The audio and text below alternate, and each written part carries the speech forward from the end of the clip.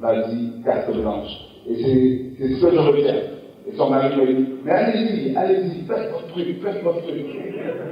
Et moi, franchement, ça m'a touché cette liberté, alors que, voilà, c'était pas tout le monde qui m'accueillait, quoi, voilà. On m'aurait pas invité à une cérémonie au palais. On aurait dit, il est impertinent. Donc, voilà, en tout cas, c'est ce souvenir vivant que j'ai encore.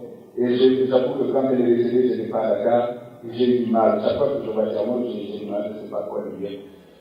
Je reste là, je regarde, je ne sais pas, j'y arrive pas. Il y a un truc qui n'est pas là, qui manque, et voilà, j'y arrive pas. Mais en tout cas, c'est réconfortant, et puis ce que je viens d'entendre, voilà, que son âme reste là, scotchée éternellement, et je pense qu'on le lui bien, je vous remercie.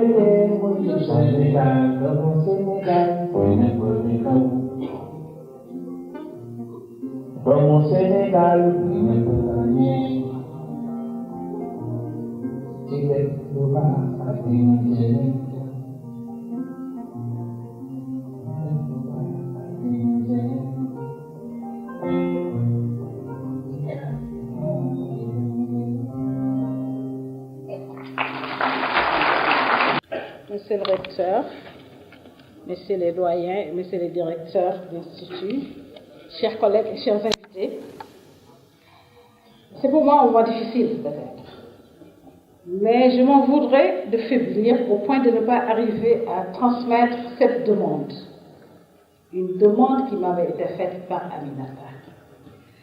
Cette demande donc dont les deux concernaient, au moment où elle était formulée, était loin de penser que c'est dans de telles circonstances qu'elle allait être satisfaite. Je remercie les artistes qui sont passés, parce que UCAD, en fait, c'est aussi Aminata, initiatrice. Je remercie aussi l'UCAD pour avoir sacrifié à ce devoir de mémoire. Un devoir de mémoire envers celle qui, durant toute sa vie, n'a eu de cesse d'aller à la quête du savoir. Universitaire, donc au cœur de l'institution du savoir. Aminata n'en était pas moins ouverte à l'environnement dans lequel se trouve cette université.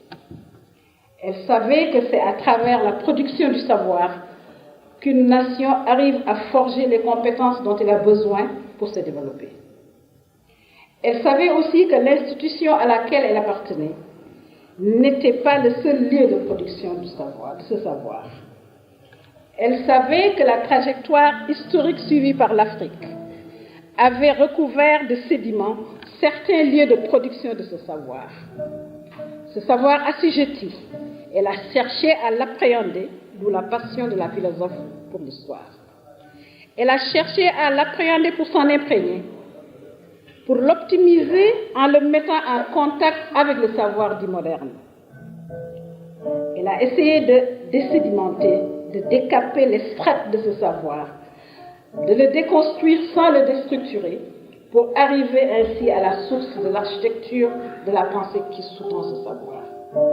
Le face-à-face mémorable entre le griot et le philosophe a été un jalon posé par cet intellectuel dans son entreprise de déconstruction et de quête de sens. Avant de commencer la soirée culturelle, je voudrais quand même qu'on prenne quelques minutes pour revoir quelques extraits d'interviews de Aminata. Donc je vais passer la parole à ceux qui vont diffuser ces extraits-là et je vous reviens tout de suite.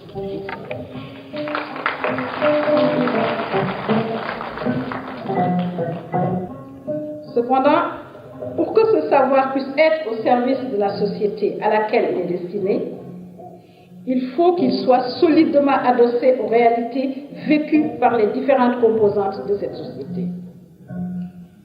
Les femmes, partie intégrante de cette société, ont participé à l'élaboration de cette connaissance qui structure le savoir, même si ce dernier a été par la suite un savoir sexué.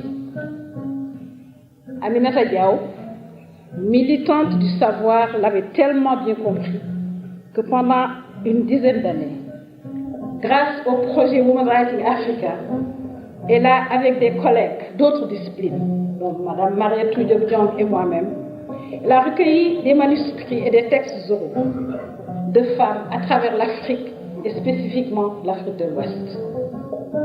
Le cheminement de certaines figures a pu ainsi être suivi, aussi bien dans le domaine des récits de fondation de royaume, dans celui de l'esclavage, pour la période de la traite négrière, dans la lutte contre l'envahisseur colonial, au cours de la période coloniale elle-même et pendant la lutte pour l'indépendance. Et à chaque période, les femmes ont eu leur part d'action. Alors ont émergé des figures. Nous avons rencontré Yenenga, symbole du refus de la société patriarcale. C'est elle qui est à l'origine de l'émergence du royaume aussi, au XVe siècle. Nous avons rencontré Sira Badial, figure féminine qui voyage du nord au sud de la Sénégambie et qui semble personnifier la figure politique au féminin. Chantée par le poète président Léopold Sédar Senghor, Sira Badial ou Sira Badiar serait originaire du Gabon, du Badiar en milieu mandingue Gabon. Elle peut être considérée comme le prototype du mythe unificateur de l'espace sénégambien, où elle est présentée comme une femme qui a été au cœur du pouvoir. Esclavage, traite négrière et conquête coloniale. crée un contexte difficile dans cette Afrique des 17e, 18e et 19e. Les femmes ont agi face à ces agressions de façon multiforme, même si c'est seulement la saga des hommes que l'histoire magnifie, reléguant l'action des femmes dans les méandres des mémoires d'où surgissent de temps à autre quelques réminiscences très atténuées. C'est dans ce contexte de traite négrière que nous avons la grande figure d'Anzinga, Jinga Bandi, qui s'érige en leader de toute la région de l'actuel Angola. Nous avons la geste Baoulé qui est arrangée dans ce registre de refus, sous la direction d'Abla Poko.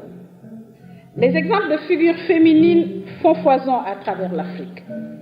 Et par-delà de l'action de ces femmes qui exhument leur participation occultée à l'évolution historique de leur société, il faut retenir que ce projet a recentré sur l'Afrique la production des femmes africaines du savoir, se rapportant à leur vie, à leur histoire, sous forme de romans, poèmes, essais, chansons. Aminata a co-dirigé cet ouvrage. L'animation des séminaires du laboratoire Femmes, Société et Culture a permis aussi de revisiter certains thèmes qui éclairent la trajectoire et le vécu des femmes africaines. Et c'est en discutant du programme de ce laboratoire qu'Aminata m'a fait cette proposition. Sorna, me dit-elle, comme elle m'appelait de manière familière. Il faut que l'Aman vienne nous entretenir de la saga des femmes dans notre laboratoire. C'est ça sa demande, c'était ça. Les vicissitudes de la vie n'ont pas permis la rencontre. Elle a été détachée au Codestria, moi-même occupée à cette peau d'âne qu'elle a fait d'État. Et c'est ce soir que la demande va être satisfaite. Car l'Aman est là. L'Aman va nous entretenir des femmes des terroirs Wolof de la Sénégambie. Ce soir, mesdames et messieurs, nous allons comprendre le cheminement de la princesse Yati Boubou, une femme au cœur de la tourmente du Cayor pendant la guerre des marabouts du XVIIe siècle. Ce soir, nous allons entendre tonner la voix d'une princesse du Bawol, Ngoni Latyr, fille du Damel Teigne Latsukabe. Mon père, disait-elle, mon père est malade. Il ne peut se lever, encore moins aller nulle part. Mais tout ce dont il disposait, comme protection magique, je le porterai. Je porterai ses gris-gris et monterai sur son coursier personnel. Je brandirai ses armes et m'en irai avec vous, armée du Bawol. Nous combattrons le roi du Trarza.